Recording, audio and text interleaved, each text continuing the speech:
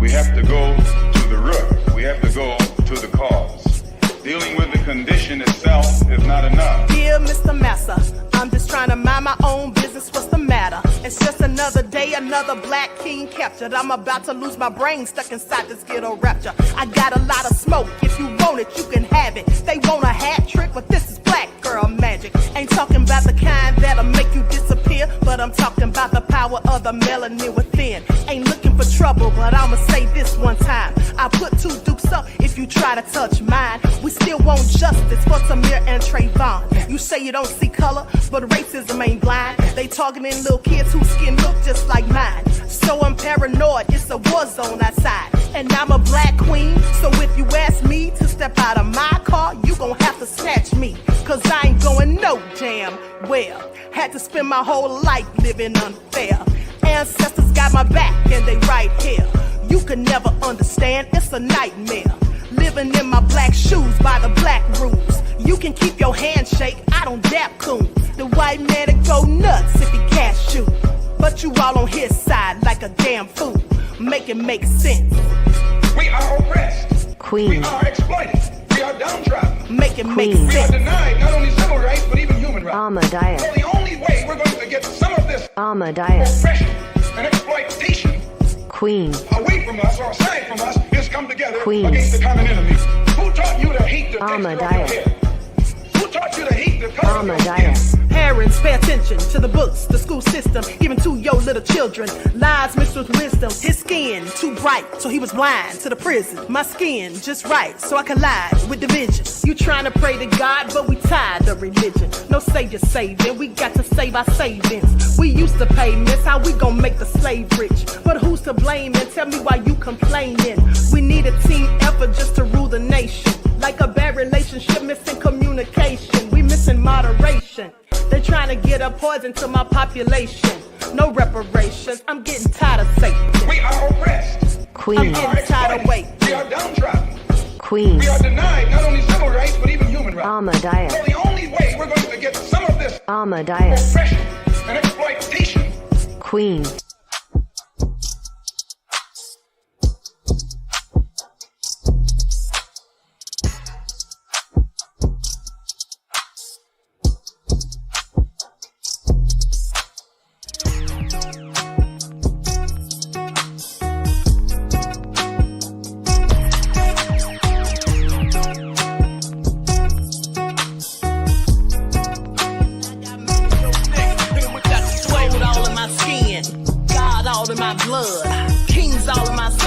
Touch one of mine and you're done. They show no love for the queen.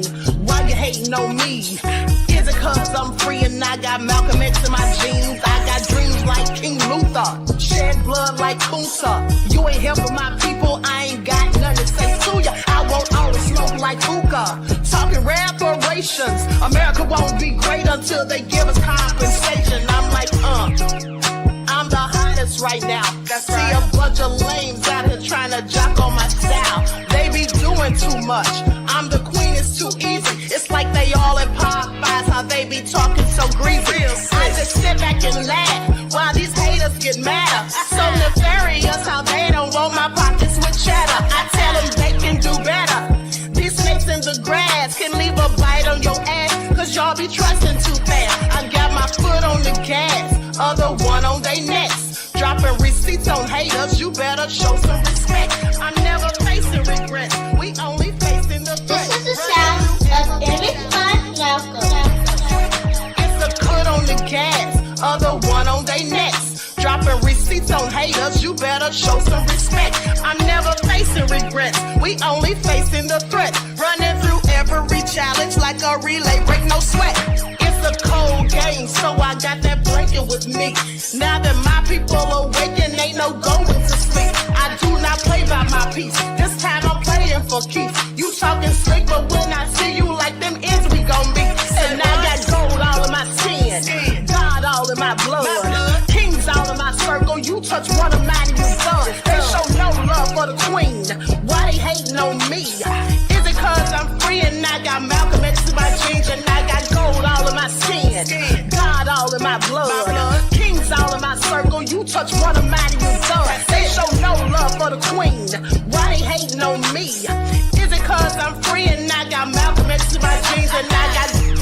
Nobody knows why liars lie. Winners are not allowed to allow losers to rewrite history. It's God's side and the other side. Country bumpkin black dude that can't talk good on bouquet, bitch, and look like Mr. Potato Head. I didn't want to be a movie star. No, you couldn't be a movie star. Ricky Smiley can't act, cause Ricky Smiley can't act. Why is he in a dress again? He didn't be wanting to Barbie, and you gotta tell him no. Said ain't got no special, you remember? Eve ain't got no special, you remember? Ricky ain't got no special, you remember? Sir, I have 12 comedy specials. If you Diddy or whoever you is, TVJ, 20 of them. I won't stop burning you down until there ain't nothing left. Rubble on top of rubble, and I'll still be bombing. Look like a wall, Richard. Look like a wall. You didn't say no. Look like a wall, Richard. Look like a wall. You didn't say no. All right. Hello, everyone. Thanks for tuning back in once again to the Queen Ahmadiyyah Shakur TV show. I'm your host, Queen Ahmadiyyah Shakur, and this is the second dose of your daily vitamin. So as you're coming in, please feel free to go ahead and subscribe to the channel if you haven't done so already. Be sure to click that notification bell and click the word all so that you're notified each time the Queen Goddess goes live. All right. So we're going to be talking about some updates on the situation with Trump and the attempted assassination. But so it just came out minutes ago that he's going to be announcing his VP pick, and they have some live updates. Okay, so we're going to go to that first. Like stuff, everyone, please like and share. I'm making an overlay to put on the screen because I don't want any beef with ScrewTube. I don't want any smoke. Okay, so let me get this ready real quick. So everyone, please like and share. And also, please be sure that you double check to make sure that you're still subscribed to the channel, especially if you have not been receiving your notifications. All right. Don't forget to follow me on Instagram at Dr._A_Shakur, TikTok at Dr. A Shakur, and Twitter at DGoddess27. Okay, so with that all being said, give me just a second, beloveds. I'm almost done. Almost done.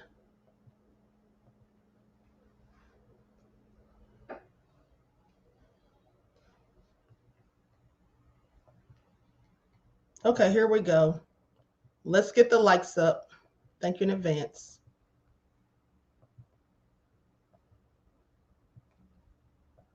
Okay, so I'm going to share my screen. I'm going to share my screen so we can see this report. Hello, Mary. The Prince of Paraphernalia is here. In Melanin We Trust, Buckhorst, DC. All right, Khalid is here. All right. Shout out to my loyal royals in the chat. Juju is here. Claudette. All right. Re-Educated Soul. Sandra is here. All right. And if you missed the first broadcast on the main channel, please go back and watch. All right. So that's an exclusive that I'm sure you only heard first on my channel, where the brother of one of the victims of City College that was caused by Diddy's foolishness, he, as well as a survivor, spoke out. Okay, so with that all been said, hey, Alice. All right, Miss J is in the house. Gerald. All right, Darius is here. Anita Harrell, Martell. Al Rich is here. OG Patrice. All right, and so let's get into it. AJ Matthews, did I say you? Maurice is here. Okay. Maurice says, Queen, to answer your opening question subject matter, according to your dream, it could very well have been an inside job. You know, that's what a Green Beret seems to think. All right, so we're going to get into it, beloveds. All right, so everyone, please get those likes up. Please like and share. I'm going to share the screen so you all can see these updates.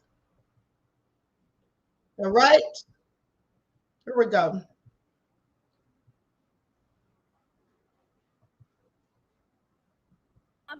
Who are committed to freedom, restrained government, and peace through strength.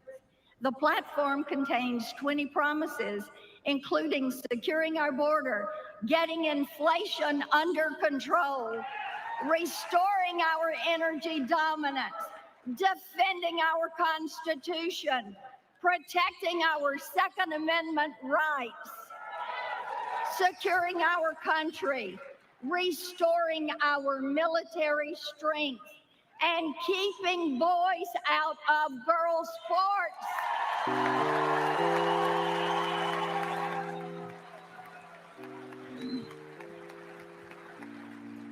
And protecting life for the born and unborn.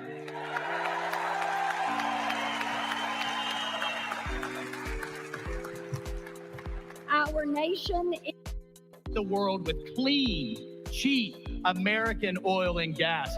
Drill, baby, drill. We will.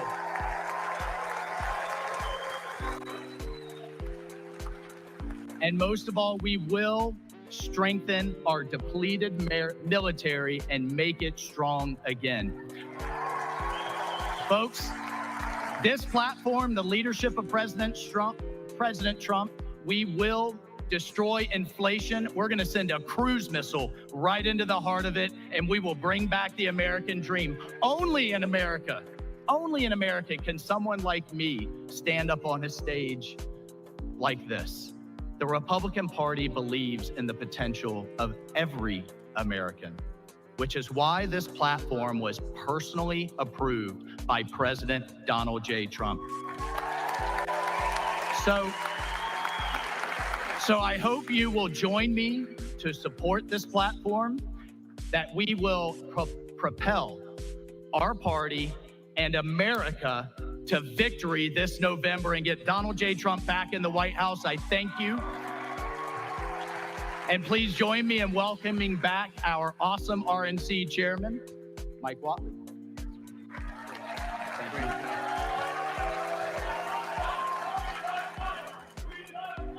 Thank you, Congressman Waltz.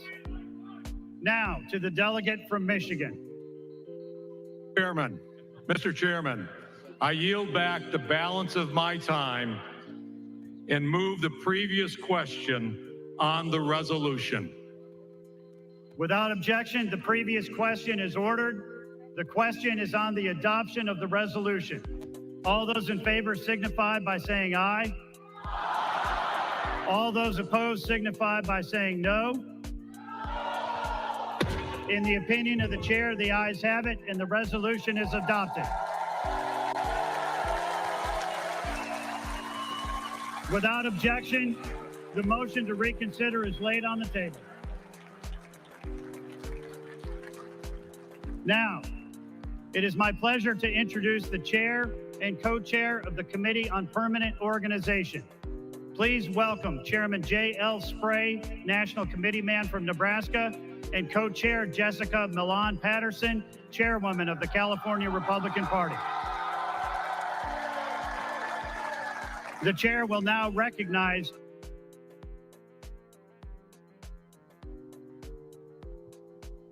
All right, I've heard enough of that.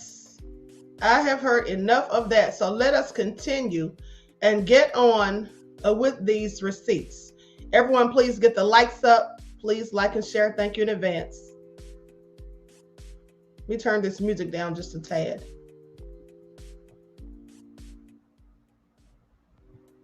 Okay, so with that all being said, there are some updates. And I find it interesting because there's a man, and you all saw this man when I first reported on it days ago. There was a guy who said that he was alerting the police, telling them that there was someone on the roof that was crawling with a rifle. And no one seemed to have done anything about it. No one seemed really concerned. Okay, so let's get into it. Lights up, everyone, please like and share, because now they have more information on that. I'm going to share my screen.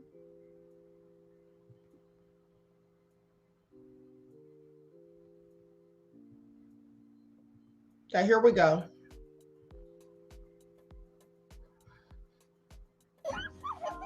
Alexa, how far is Mars from Earth? Today, Mars is 183 million miles from Earth. Alexa, good night. Good night. Alexa, thank you. Anytime. But I want to talk to you about the police officer who reportedly confronted the shooter, and then in some capacity, and we don't know the situation there, either retreated or maybe ducked out of the way because they feared being shot. We don't really yet know all the details, but I'm wondering what you think of that. Well, I have actually some very good information about what actually took place. There was no confrontation per se. There was an epic fail by the Secret Service to spot the suspect who was on the roof, literally probably around 75 yards away from where their post was located, which was to look at the threat level there. Law enforcement officers were on the scene on the ground, and they responded to reports of people yelling that there was somebody on the roof. So several officers from the local police approached the building. One climbed on in order to get to the roof of the building where the suspect was located. There was no ladder. There was no access. So one officer climbed onto the back of another officer. He had to make this decision very, very quickly. And as he was lifting himself up over the roof line, suddenly the suspect pointed his gun at him. The officer ducked down. When he did, he fell off the back of the other officer. This isn't something where a law enforcement officer confronted an armed individual and then committed some type of cowardly act. This is a very fluid situation where literally within seconds, an officer in a precarious situation made an observation, saw that he was under threat, ducked down, and because of situation, fell off the back of the other officer. Yeah. We can't blame, and I'm afraid that is what's happening. This is what I've been hearing. There was not some type of cowardly act here. This is an officer who made an observation, saw that he was shot, and fell off the back of the other officer. Well, I'm glad we're clearing that up, Randy. I mean, that's good information. Thank you for sharing that. It really is important.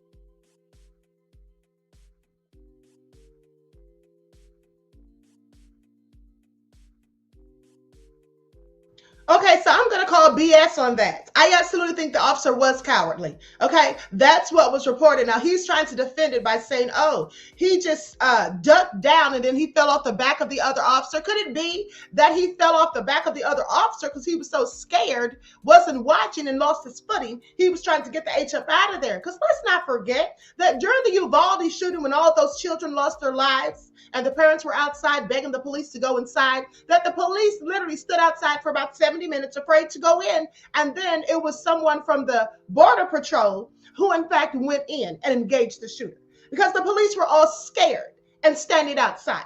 Does anyone remember that? While the shooter was in there taking the lives of those poor children, okay, who were defenseless. So please, let's not act like, oh, they don't do anything cowardly, because of course they do. They do things cowardly a lot of times. I'm not saying all of them, but some, the ones who delete black folk or any other folk that are unarmed at traffic stops and then say they fear for their lives. How are you fearing for your life when you have pepper spray, you have a baton, you have handcuffs, you have a gun, you have a taser, you have backup? How are you fearing for your life for someone that's unarmed? And specifically someone who's fleeing from you with their whole back to you. So I find it all very interesting. So please, sir, let's not sit here and try to paint narratives that there's no way possible that the police officer who did in fact confront the shooter was not acting cowardly, because he may have absolutely been doing just that. All right, and if I had to bet Vegas money on it, I'd say that's exactly what he did. Now, with that all being said, there's an eyewitness who details the events that led up to the shooting at Trump's Pennsylvania rally. Okay, and this guy, you all may remember that I showed him when we first talked about it, when we were getting the live coverage. Everyone, please get the likes up. Please like and share. I'm not disparaging all police officers because there's absolutely some officers that are brave, but at the same time, there are some that are absolutely cowardly, and that's just the truth. And listen to the rally, right? We couldn't see him, but we could hear him. So we walked up, and probably 5 to 7 minutes of Trump speaking. I'm estimating here. I have no idea, but we noticed a guy crawling, bear crawling up the roof of the building beside us, 50 feet away from us. So we're standing there, and, we're pointing at the guy crawling up the roof. And he had a gun, right? He had a rifle. A rifle. We could clearly see him with a rifle. Absolutely. We're pointing at him. The police are down there running around on the ground. We're like, hey, man, there's a guy on the roof with a rifle. And the police are like, huh, what? Like they didn't know what was going on. We're like, hey, right here on the roof. We can see him from right here. We see him. He's crawling. And next thing you know, I'm thinking to myself, why is Trump still speaking? Why have they not pulled him off the stage? I'm standing there pointing at him for, 2-3 minutes. Secret Service is looking at us from the top of the barn. I'm pointing at that roof, just standing there like this. And next thing you know, 5 shots ring out. So you're certain that the shots came from that guy on the roof? 100%. 100%. And he was up there for a couple of minutes. He was up there. You saw him up there for a couple of minutes. Absolutely. At least 3 to 4 minutes. And you were telling police and the Secret Service. We were telling the police. We were pointing at him for the Secret Service, who were looking at us from the top of the barn. They were looking at us the whole time when we were standing by that tree. Could they see binoculars? Could they see him? Probably not, because the roof, the way the slope went, he was behind where they could see. But why is there not Secret Service on all of these roofs here? I mean, this is not a big place. Did you see, obviously everyone, when the shooting started, everyone was very panicked. Did you see what happened to him at all? Oh, yeah, they blew his head off. Okay, sorry. Secret Service blew his head off. Okay, just be careful, because we don't quite know who's watching, but you're pretty sure they shot the guy? Absolutely, 100%. Okay. Yep. You saw that happen? Yep. Okay. Yep. And did you see them go up to him afterwards, or? They crawled up on the roof. They had their guns pointed at him, make sure he was dead. He was dead, and that was it. It was over. And watch and listen. Okay, so I found it all very interesting. He said they were calling to them and they were acting like, what? Like they didn't know what's going on. Now, maybe they were waiting for the Secret Service to take over. Maybe they were waiting for them to do something. Maybe they were scared. I don't know. But if they did hear the people calling to them about someone crawling on the roof, first of all, how did someone get in there with a whole rifle? How did someone get in there? Because according to this former Green Beret, whom I'm about to let you see his video in a second, and also according to Candace Owens, how would Candace Owens know about these things? Because let's not forget that she was such good friends with Trump at one point, and that she went to plenty of his rallies, her and her husband. So she said something similar to what the Green Beret says, or the former Green Beret. So let's get into it. This is a TikTok that I did just minutes ago before I started this live, and I also included the Green Beret's video. So likes up, everyone, please like and share. Thank you in advance.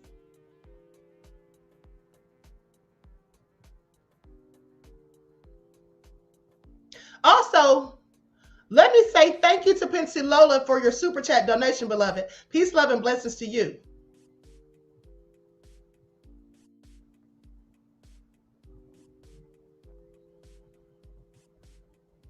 Shakur. Now, we all know that 45 got a close call. But for those of you who've been following me on YouTube, you'll know that in 2020, I told you all that I had 2 dreams of 45 being assassinated. And I've reiterated that to you a myriad of times since then. So now I find it very interesting that a former Green Beret has come out and seems to think that maybe there was something more to it than what they're saying. Because I also told you that in that dream, it wasn't just a random person. It was the Secret Service that did it. So let's get into it. How did this happen with counter sniper teams on rooftops? That's a good question, beloved. I don't know. But I will say this. Oh, so let me finish what I was saying about my mother. It's really crazy. And I was literally talking about this, about my dream about Trump being assassinated. I was literally talking about that to my mom yesterday. Because I never told her about it. And at the end of the day, she texted me after the incident, and she said, your dream of Trump getting assassinated almost came true because he has been shot at doing a rally in Pennsylvania, but the bullet only grazed him on the side of his head. Okay, so imagine me talking about that yesterday, and then later on that day this happened. I just want you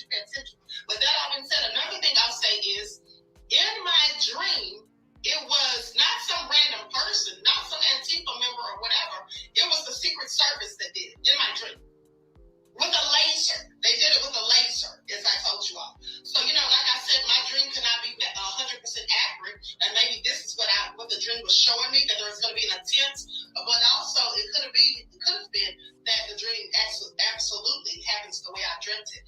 Just like when I dreamt. Hey, what's going on, everybody?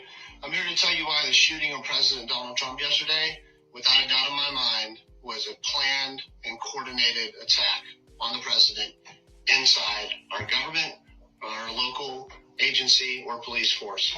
Here's why. My name is Matthew Murphy, and I am a retired Green Beret, retired from this Special Forces group, but I'm also a level 1 sniper, which means that I have graduated the highest level of training for snipers that you can do in special operations. We're trained on to avoid confidential or classified terminology. We're trained in assassinations and counter assassinations for the very reason, case in point, yesterday, the shooting of President Donald Trump. So, first of all, anywhere the president's going to go, there are teams from the Secret Service that go out days, if not weeks, if not months, before the president will ever be at that spot. And they do a site security assessment. And they do that with the local police forces and agencies to ensure that every potential security threat or vulnerability is secured and, of course, protected against. Now, this is done way before Donald Trump will ever get there, and they know every place that the president will be, and the sniper team especially is responsible for ensuring that no one can take a shot at the president. Now, that does not mean that the sniper team just sets up their guns and scans the crowd and shoots. No, what they do, the most important thing they do pre-Donald Trump showing up, is within a 360-degree environment of that podium of the president, they ensure that there is not a place that is open that will be accessible by someone with a rifle to take a shot at the president. So they make sure those places are barricaded off, inaccessible, and heavily guarded, so there is no way you are going to get to the place where you can even shoot the president with a rifle before the president shows up. Then they scan the crowd and those places of the rifle, just in case by some miracle you do. Now, you're not going to tell me, I don't care who you are, don't listen to the media, nonsense anyways, I think most of us know that by now, that some 20-year-old kid that looks like he played Dungeons and Dragons in his mom's basement is trained on a gun, especially a sniper rifle like that, is a registered Republican, and then can access anywhere near the vicinity of that crowd, of that event, with him not dressed in a uniform and that sniper rifle. He was wearing American flag t-shirt and pants, and he had a rifle.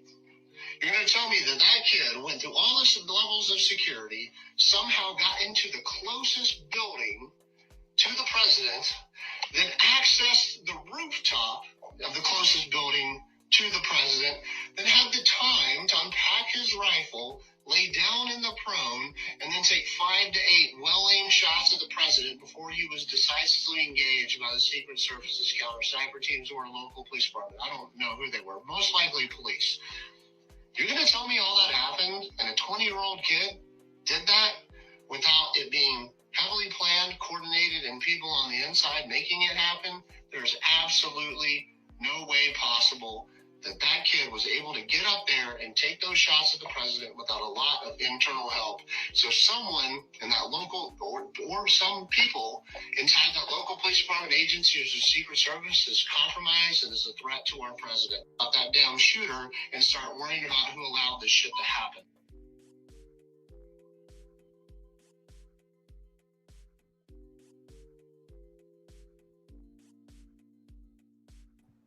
Okay, so he seems to think that someone allowed this to happen, that it all was absolutely by design.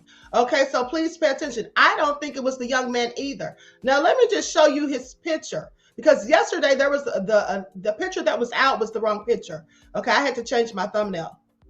This is the person right here. And so I find it all very interesting. But anyway, at the end of the day, I don't believe it either. How can you even get a rifle in there? And like he said, you have to unpack it, and then you're laying down. And this person said they saw someone crawling, and no one did anything about it. It all sounds very suspicious. Please pay attention. I've got to be kidding. Let me say something right now. Take this to the bank, okay? That person was allowed to scale that roof, okay? I am not some individual who's trying to assess the situation and had never been around the president of the United States. While Trump was in office, okay, was around him a lot. And let me tell you something. The Secret Service, there is no person that can get around the perimeter of the Secret Service where Donald Trump is without them being aware of it.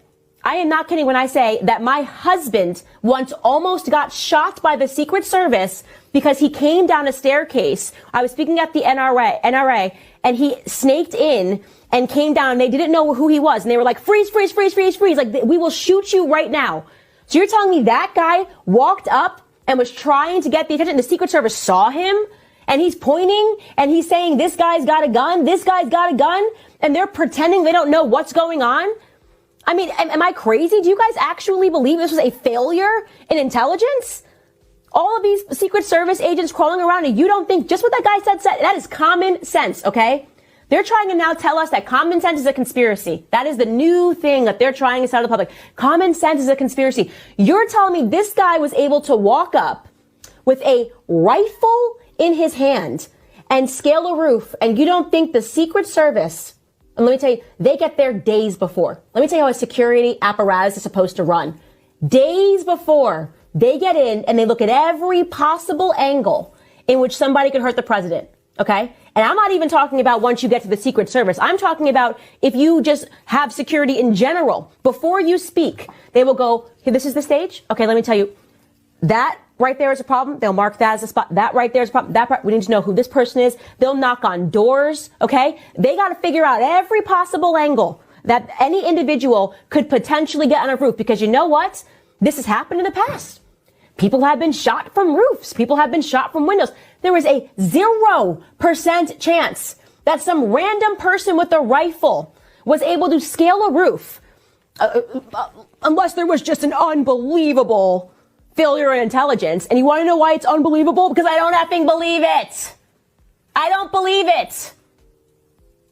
I want the names of the Secret Service agents that allowed this remarkable security failure to go down.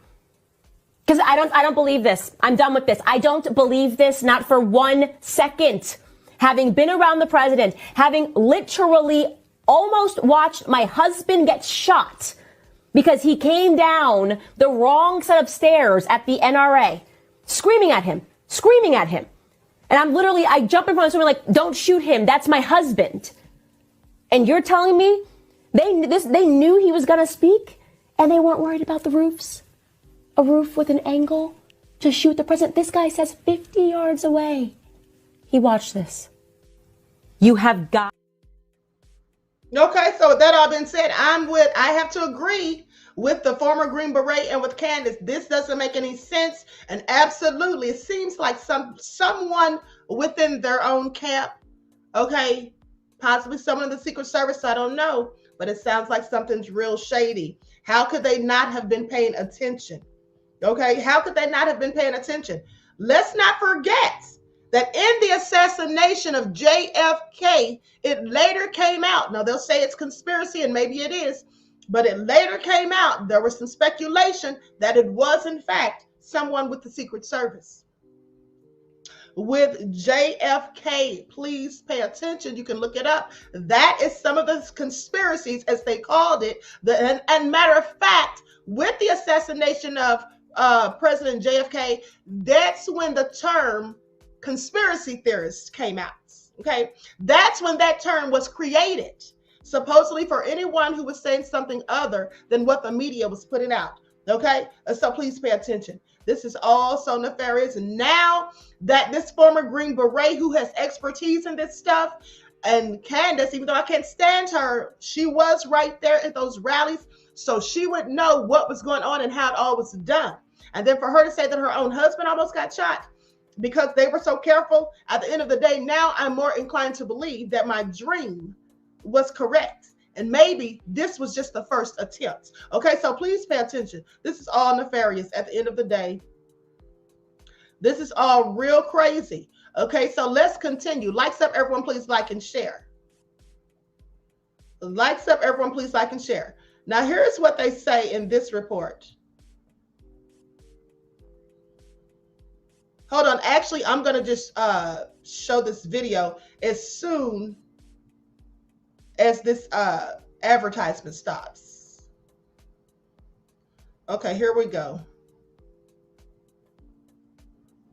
Likes up, everyone, please like and share. Thank you in advance, beloveds. Oh, and speaking of Candace, let me say this. Because as I told you earlier, Lisa Cabrera reported that there were some people that couldn't wait to jump in there and try to make their money off of this whole thing. They're selling T-shirts and all of that, and Candace is supposedly one. And remember when Trump, after they scooped him up, the Secret Service that is, and he put his fist in the air and said, fight, fight, fight. You really couldn't hear him, but we could see that's what he was saying by his lip movement. Well, so now they have T-shirts. Some of the T-shirts say fight, fight, fight. And here's one that I saw that was on sale on Amazon.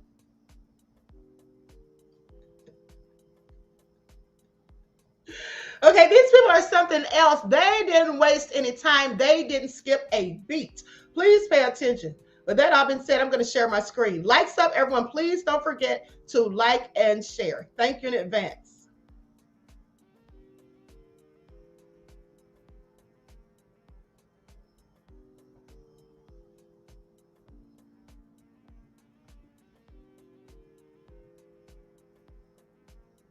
Reporting here tonight emerging about the critical few moments just before that shooting started. A law enforcement officer now telling ABC News that a local police officer was on the roof of that building and actually confronted the shooter just seconds before he opened fire on the former president. It's believed the officer then fell when the shooter turned to him and aimed his weapon at the officer. Authorities believe he then turned back the suspect and began firing in the direction of the former president. Here's our Chief Justice correspondent, Pierre Thomas. Tonight, a law enforcement source telling ABC News that a local police officer was on that roof and confronted the shooter seconds before he opened fire on the former president. The Butler County Sheriff telling us late today, a police official told him that a Butler Township police officer was vaulted up to the roof where the shooter was perched, adding the suspect quickly turned and aimed his gun at the local officer, forcing him to retreat and fall down. Moments later, that suspect firing several shots toward Trump. Sources tell ABC News that a short time before the former president took to the podium, local authorities were alerted to suspicious activity on the outside of the perimeter and were in the process of looking for a suspect. I am aware that law enforcement had responded to a number of reports of suspicious activity. Ryan Knight attended the rally and saw the shooter open fire. The guy beside me all of a sudden says, "This guy got a gun," and points. I look over at the AGR building, and there's a guy going prone, laying down on the AGR roof. At that point, I look over, guy starts taking shots at the president. And tonight, he's raising serious questions. My main thought is why the Secret Service was not on top of that building. Investigators are now trying to figure out how the suspect made it up to the roof. Here's the shooter located less than 400 feet from the podium. The shooter is outside of the security perimeter, which flows from the magnetometer tents, where the crowd came through as they were checked for weapons. The Secret Service snipers, who were part of the team responsible for protecting former President Trump, were perched at a number of elevated locations themselves. Photographs and video captured precisely where they were. Law enforcement sources telling ABC News the Secret Service sniper faced a harrowing split-second decision. Once the sniper noticed the suspect was on the rooftop, he had to determine whether the man posed a threat. And when the shots were fired, it became apparent, and the sniper opened fire, killing the suspect. The security breach all the more maddening because senior federal law enforcement officials have been warning for months that the threat environment is perhaps as dangerous as it was before 9/11. In recent days, we spent time with the Secret Service as they prepared for the RNC and DNC conventions, watching them in high-speed motor vehicle training, how they would respond to a terrorist attack. They were clear they understood that the nation faced urgent threats. We have to train from the lone wolf gunman all the way up to possibly state-sponsored terrorist attacks. Pierre Thomas with us now as well. And Pierre, I wanted to go back to that new reporting tonight that a law enforcement source has told ABC News that a local police officer actually had time to confront the shooter on the roof. This was just moments before he opened fire on the former president. Obviously, this would suggest that authorities might have been just seconds away from possibly stopping all this. But as you reported, the source saying that officer then fell and the suspect was able to then turn back toward the rally and the former president? That's right, David. There was apparently a desperate attempt to stop the shooter before he got those shots off. But the critical question is how that shooter was able to get on the roof in the first place unimpeded, David. We heard a couple of things from President Biden today that were striking, Pierre, when it comes to the Secret Service. First, he said that he has instructed the Secret Service moving forward that they have all of the resources they need to continue to keep former President Donald Trump safe. He also called for a full and sweeping review of this rally. He said he'll make the results public. And he asked immediately for a sweeping review of security for the Republican National Convention, which of course starts tomorrow. President Biden making it very clear that the Secret Service needs to keep Donald Trump safe. Right now, everything is being looked at in this extraordinarily dangerous threat environment. The president is also calling for an independent investigation into what took place on that Pennsylvania field, David. And then about the questions for the Secret Service themselves, Pierre. I know many were applauding the Secret Service for their quick action. The world has now seen those images of them getting the former president off the stage. What are your sources telling you about the very real questions moving forward about how that gunman was able to get up on that roof, not noticed until it's been reported witnesses actually looked up and saw a suspicious person, and now you're reporting tonight that an officer might have confronted them, had some sort of interaction, but the fact that they got there in the first place so close to that security perimeter? Well, David, members of Congress are calling on the Secret Service director to appear before Congress on July 22nd. They're demanding answers. We're told by the Secret Service that she will comply with all questions. She will try to get answers. They know they have to be more transparent than they've been, David. That said, law enforcement did jump into this very difficult and terrifying situation to watch unfold live for many people across this country. And there is a lot of gratitude for the work they did in the moments when they were desperately needed. Pierre Thomas on the questions moving forward. Pierre, thank you. We do have remarkable new reporting here tonight emerging about the critical few moments just before that shooting started. Okay, so with that all being said, a whole bunch of sketchy stuff is going on. And quite frankly, plenty of people think that it was an inside job. Okay, and that's what it sounded like to me. I mean, at the end of the day, how could they not have had someone on the roof? How did they not see that man come in there? And how did he get there with a weapon and all of that? I have a whole lot of questions. Now, it is what it is. Says, unfortunately, I think if anything, that will cause a diversion away from the convention. I do not think anything will happen. And some of this is to create hype and make people watch the convention. People are going to watch the convention anyway, beloved. They don't have to create something like this for that. People are going to watch that convention anyway because people want to know, what's going to happen, especially after that whole debacle with the debate. Right? But absolutely, I think this had something to do with an inside job. That's just my opinion. Now, I'm going to go to a video that I just posted to Twitter did I just share it on Twitter? Hold on just a second.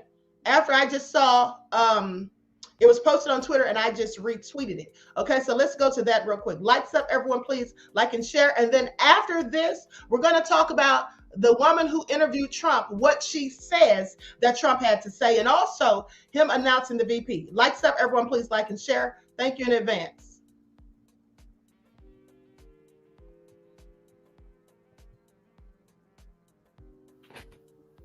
So there's some buzz circulating around the internet that the Trump assassination was an inside job.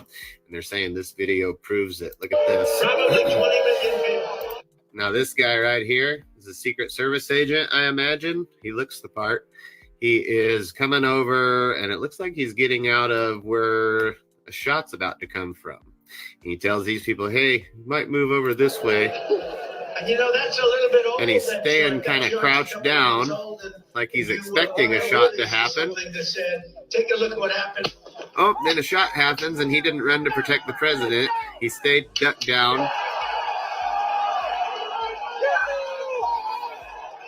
And I thought he's supposed to run and protect the president. But this guy is crouched down right there. It's like he knew it was coming.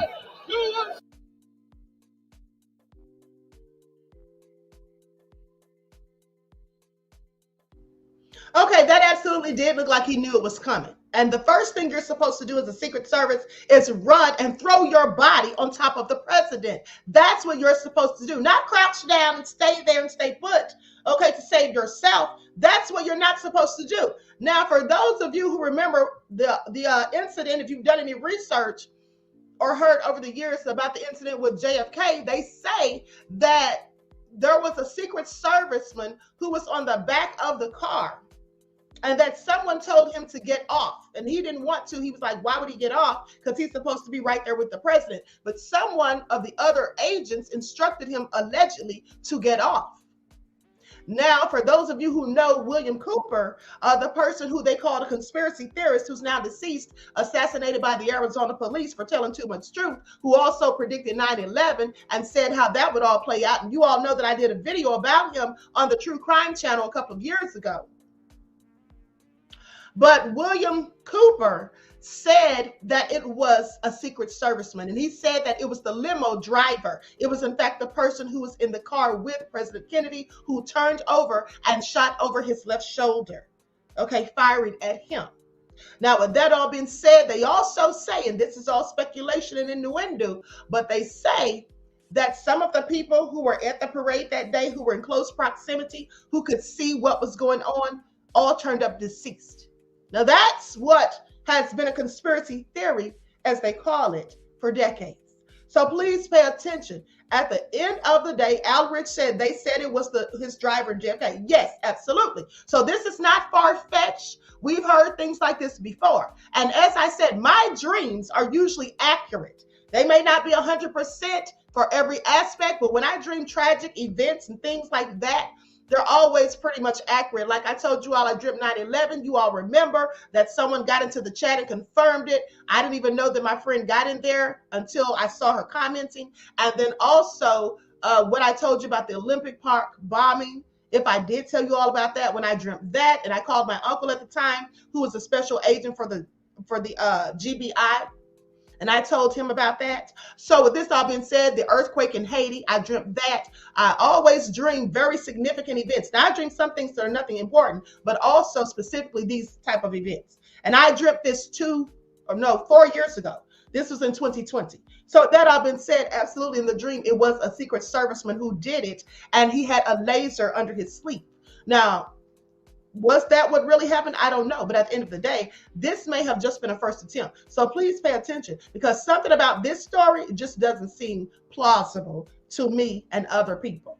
Okay. And I'm not saying they had anything to do with it, but I think that something is not being told, the entirety of the truth. So now let's go to everyone that said, I saw the video of the driver before they deleted it. Right.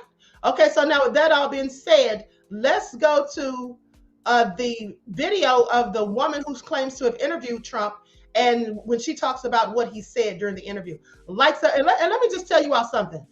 Let me tell you all something. I can tell you right now, this whole event is all it's going to do is make a whole lot of people want to be more determined to get Trump back in office, okay? Which is going to be a disaster if it happens. And also, let's not forget that some of these people who are out here selling these t-shirts and things and, you know, trying to make money real quick, some of them have actually said that they're going to donate the proceeds to Trump's campaign to help get him back in the White House. Okay, so this is getting him empathy and sympathy. And some of the people who probably weren't even going to vote for him are now talking about voting for him. And some of these are people who look like me.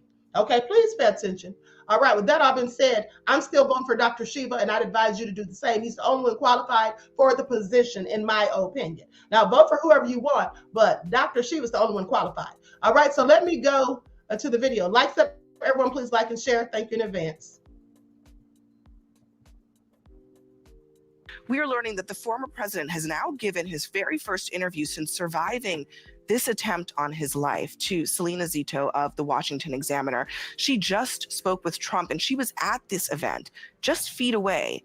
Selena, thank you very much for joining us. We're really glad and grateful that you're okay. Tell us about this interview. What did the former president tell you tonight? Well, it's really interesting. I was just a few feet away from him, along with my daughter, who is a photojournalist.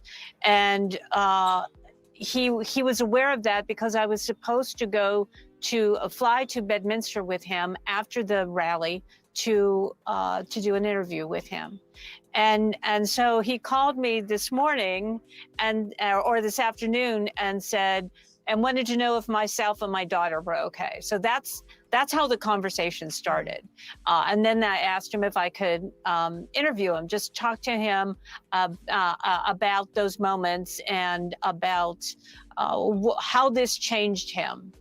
And that's when he said, well, I was going to do a speech that was going to be a real humdinger. I think those were his exact words. But everything changed in that moment. And Abby, you have covered his events before. When you watch him at a rally, he always looks forward. Always looks forward. He never looks to his right or to his left. And he had put a screen up that showed a chart. Also never does charts. And he looked to his right, something he never does. And as he looked to his right, the bullet grazed right past his face. And I was standing right there when it happened.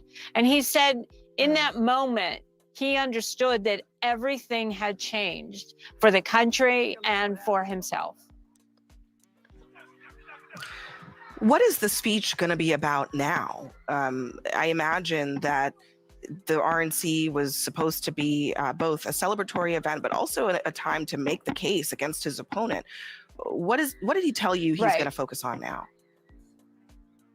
He said he was going to focus on bringing the country back together. He thought that it was very, very important that in that moment, when that happened to him, he understood this is what he wants to do, what he's supposed to do.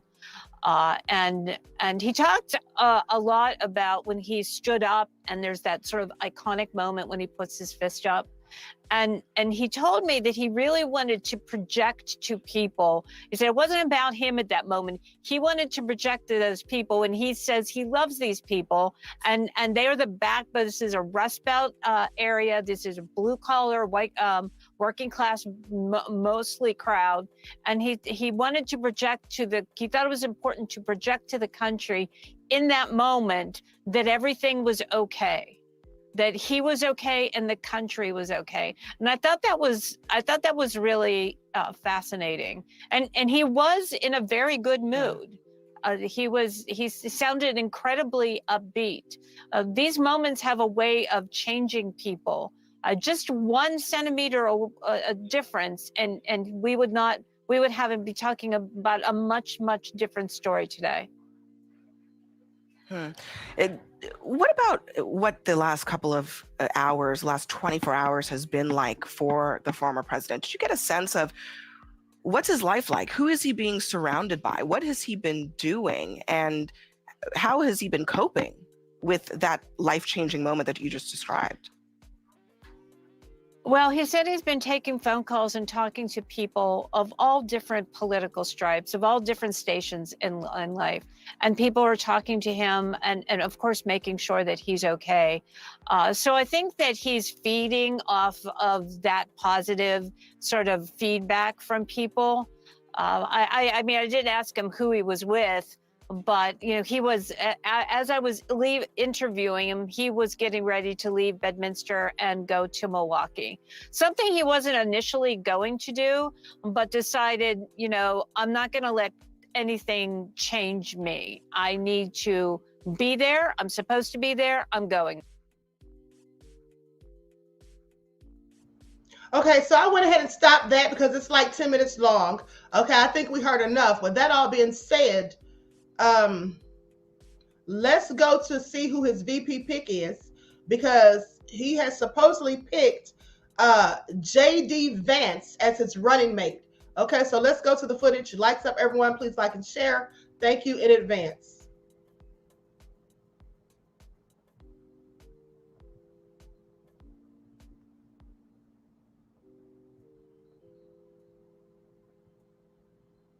Us to sift how that message of fighting is conveyed rhetorically. Right. JD Vance jumped right into the fray in the immediate hours after the assassination attempt on former President Trump, essentially saying the rhetoric of the left brought us to this traumatic and potentially lethal moment. Right. Lots of other Republicans held back and didn't and now there's been a call from the top of the Trump campaign, from former President Trump himself and others, Steve Scalise, the House Majority Leader on the Republican side, to say, no, let's bring it down. What will JD Vance sound like here? What will others sound like as they talk about the fight? What is the fight about? What is the fight for? And who is that fight against? I'm going to be sifting, as everyone here will be, how personal that is or non-personal that is. Is it policy? Is it personality? Is it names? Is it party? Is it ideology? What is it? I think that's a great point. And we did confirm that the president and the former president and the senior members of his campaign had told the organizers, had told the speakers to tone down the tenor following Pennsylvania. Tone it down. We don't need that rhetoric. We want to focus on unifying the party. I think that's something that you will likely hear from JD Vance when he does address this crowd later this week. But you're right. Like, how is that going to play? It's playing well here on the delegate floor, the delegates on the floor. We know that, right? He's speaking, frankly, to the choir, right? But outside in those battleground states, in some of those states where that rhetoric may not be as accepted, like, how does that happen? So, but I do think that Finn, let's listen to the floor. The process is about to wrap up. Florida.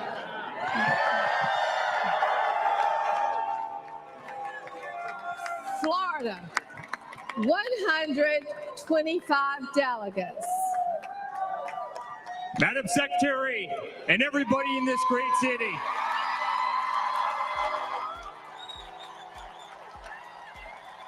On behalf of our entire family, and on behalf of the 125 delegates in the unbelievable state of Florida, we hereby nominate every single one of them for the greatest president that's ever lived, and that's Donald J. Trump. Hereby declaring him the Republican nominee for President of the United States of America.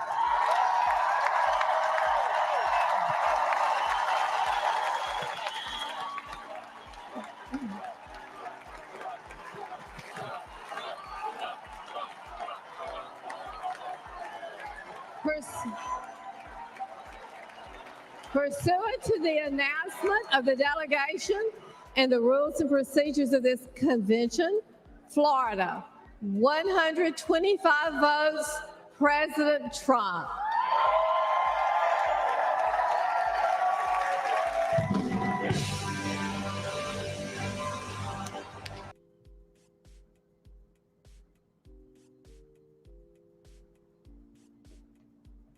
Okay, so with that all being said, now they said they had to tell Mark Rubio that he didn't get it. So let's talk about it. Trump picks Senator JD Vance of Ohio, a once fierce critic turned loyal ally, as his GOP running mate. So they go on to say that Donald Trump named Senator JD Vance of Ohio as his running mate on Monday, choosing a one-time critic who became a loyal ally and is now the first millennial to join a major party ticket at a time of deep concern about the advanced age of America's political leaders. Saying that after lengthy deliberation and thought, and considering the tremendous talents of many others, I have decided that the person best suited to assume the position of Vice President of the United States is Senator JD Vance of the great state of Ohio. Now, the 39-year-old Vance rose to national fame with the 2016 publication of his memoir, Hillbilly Elegy. Now, he has elected, or was elected, to the Senate in 2022 and has become one of the stoutest champions for the former president's Make America Great Again agenda, particularly on trade, foreign policy, and immigration. But he is largely untested in national politics and is joining the Trump ticket at an extraordinary moment. An attempted assassination of Trump at a rally Saturday that has shaken the campaign, bringing new attention to the nation's coarse political rhetoric and reinforcing the importance of those who are one heartbeat away from the presidency. Vance himself faced criticism in the wake of the shooting for a post on X that suggested President Joe Biden was to blame for the violence. saying the central premise of the Biden campaign is that President Donald Trump is an authoritarian fascist who must be stopped at all costs. That rhetoric led directly to President Trump's attempted assassination. Now, law enforcement has not yet specified a motivation for the shooting. Still, the pick is sure to energize Trump's loyal base, or his loyal base. Now, Vance has become a fixture on the conservative media circuit and frequently spars with reporters on Capitol Hill, helping establish him as the kind of leader who will carry Trump's mantle into the future, beginning with the next presidential election in 2028. But the pick also means that two white men will now lead the Republican ticket at a time when Trump has sought to make inroads with Black and Latino voters. Now, in Vance's memoir, he detailed life in Appalachian communities that drifted from a Democratic Party.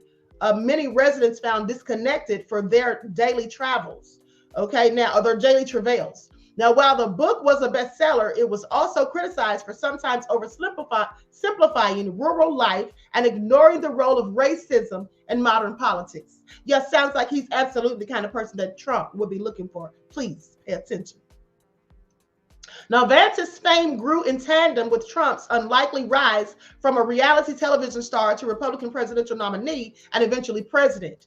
During the early stages of Trump's political career, Vance cast him as a total fraud, a moral disaster, and America's Hitler.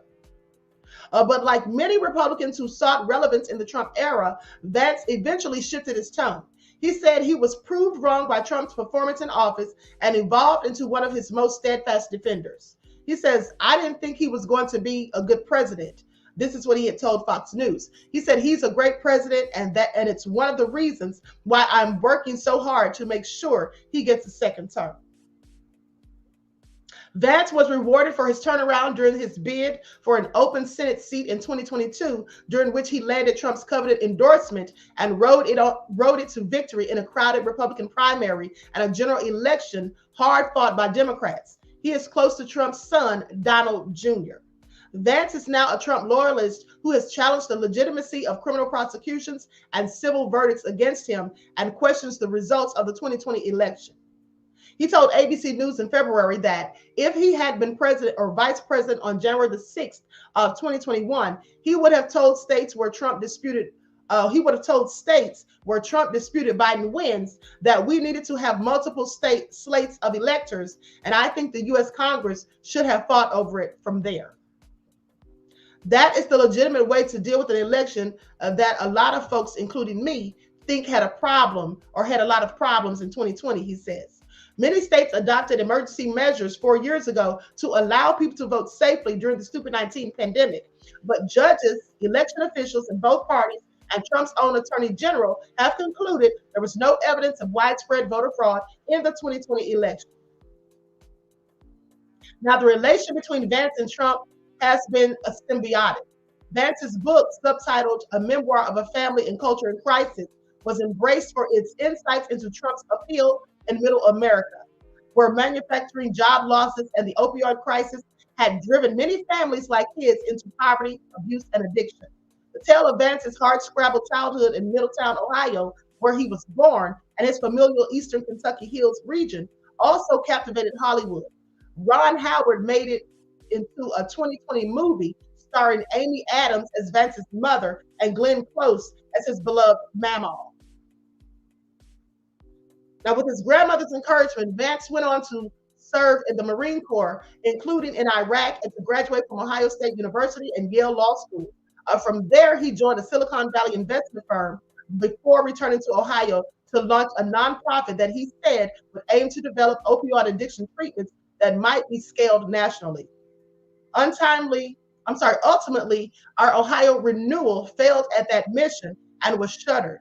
Now, during the 2022 campaign, then U.S. Representative Tim Ryan, his Democratic rival, charged that the charity was little more than a front for Vance's political ambitions.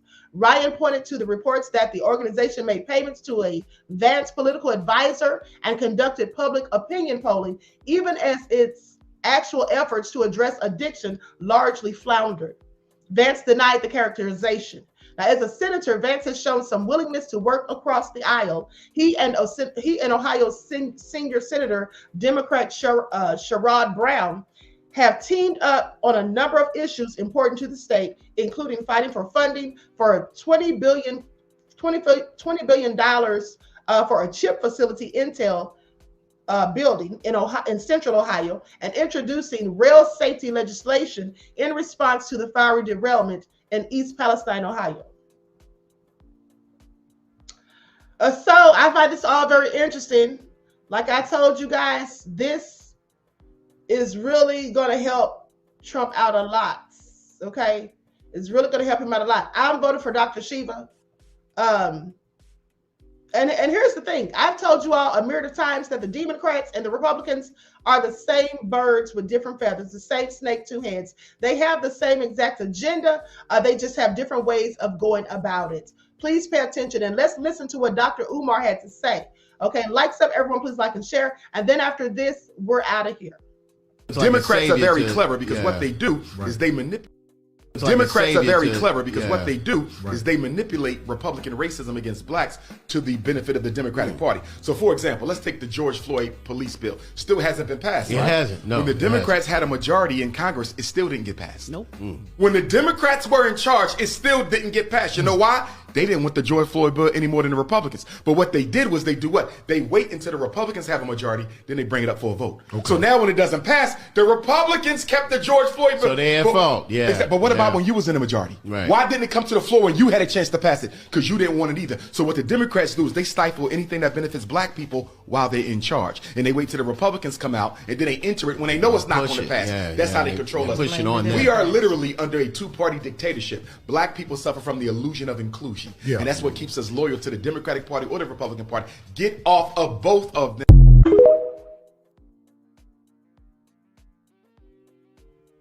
Okay, that is absolute facts. I have told you all that a myriad of times myself. Okay, it's the illusion of inclusion, and all they do is give us a perpetual system of benign neglect. That's what the Democrats have been doing for 50 plus years, as our people have disproportionately voted for them. And the Republicans, we know they don't want to do anything for us. They're not going to give us anything. None of them are talking about reparations, any sort of tangibles, a hate crime bill, or any of those things that we desperately need and want.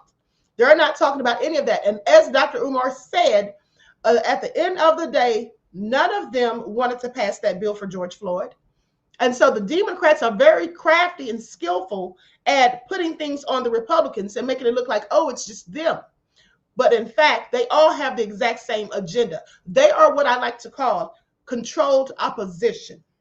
Please pay attention. None of them have our best interest in mind. And let's not forget how the Democrats have allowed all of these illegal immigrants to flood the borders, to come over here, to basically replace our votes. Because once we started asking for and demanding things of them for our votes, they got upset and were like, oh, now they're asking for stuff. So now they want to get people to replace our votes because they don't want to give us anything and they're tired of us asking. Okay, please pay attention. And Robert F. Kennedy Jr. is not the person to vote for either. He actually said that it's illegal for us to get reparations. That's what he said, and that's all lies and BS. And let's not forget, and I'm going to do an expose on him. Maybe I'll do it tomorrow because I have all the receipts, where he basically tried to blame the murder of a young woman, a teenager by the name of Martha Moxley, who was killed in the 70s. And 20 years later, it was a cold case. And they said that his own cousin did it. Okay, they said that his cousin did it. And now he's come out and been fighting to try to prove that it wasn't his cousin, but it was a black man and another man. I believe the other man may have been Mexican or Latino or something like that. But I know one of them was black, okay? And then he went on Tasha K's show to basically clear his name because people were calling him racist because of that. Well, people were calling him racist because that's what he is. Please pay attention. Don't be fooled at the end of the day.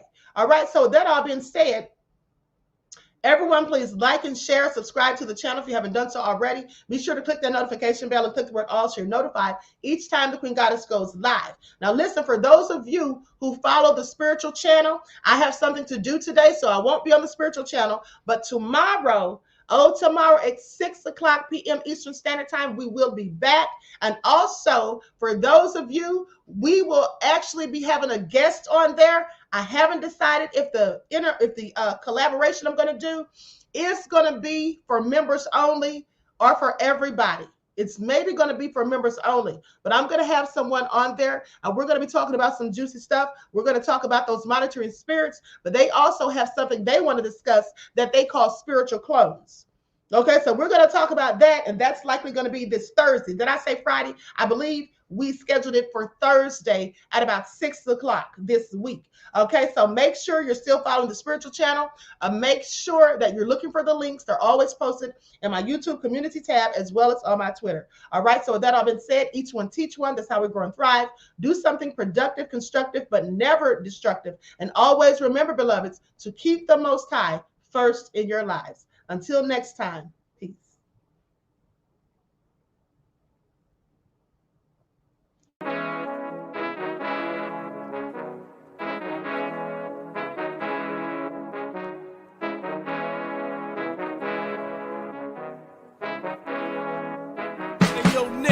With that gold all in my skin, God all in my blood, kings all in my circle. You touch one of mine and you're done. They show no love for the queen. Why you hating on me? Is it cause I'm free and I got Malcolm X in my jeans? I got dreams like King Luther, shed blood like Kunsa. You ain't helping my people, I ain't got nothing to say to ya. I want all the smoke like hookah. Talking reparations, America won't be great until they give us compensation. I'm like, I'm the hottest right now. See a bunch of lames out here trying to jock on my style. They be doing too much. I'm the queen, it's too easy. It's like they all at Popeyes, how they be talking so greasy. I just sit back and laugh while these haters get madder. So nefarious how they don't want my pockets with cheddar. I tell them they can do better. These snakes in the grass can leave a bite on your ass, cause y'all be trusting too fast. I got my foot on the gas, other one on they necks. Dropping receipts on haters, you better show some respect. I'm never facing regrets, we only facing the threats. Running through every challenge like a relay, break no sweat. It's a cold game, so I got that blanket with me. Now that my people awaken, ain't no going to sleep. I do not play by my piece, this time I'm playing for keeps. You talking slick, but when I see you like them ends, we gon' meet. And I got gold all in my skin, God all in my blood, kings all in my circle. You touch one of mine and you done. They show no love for the queen. Why they hating on me? Is it cause I'm free and I got Malcolm X in my jeans and I got gold all in my skin, God all in my blood, kings all in my circle. You touch one of mine and you done. They show no love for the queen.